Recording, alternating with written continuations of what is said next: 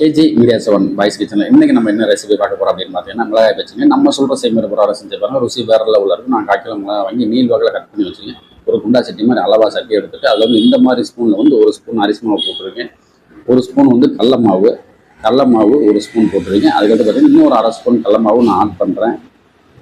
அதுக்கடுத்து பார்த்தீங்கன்னா உங்களுக்கு வந்து இதே ஸ்பூன் அளவுக்கு வந்து 1 ஸ்பூன் அளவு கார்ன்ஃப்ளவர் மாவு நான் ஆட் பண்ணுறேன். இஞ்சி பூண்டு பேஸ்ட்டை பொறுத்த வரைக்கும் நீங்கள் வந்து வீட்டிலே நீங்கள் ரெடி பண்ணுங்க. இஞ்சி பூண்டு பேஸ்ட்டு உங்களுக்கு தண்ணி இல்லாமல் அரைக்கணும் அவசியம் கிடையாது. லைட்டாக தண்ணி கூட இந்த மாதிரி கூட அரைச்சிக்கலாம். அரைச்சிட்டு உங்களுக்கு 1/2 ஸ்பூன் வந்து 65 பொடி நான் எடுத்துருக்கேன். இந்த 65 பொடி வந்து நிறையா பிராண்ட் கடையில் விற்கிது.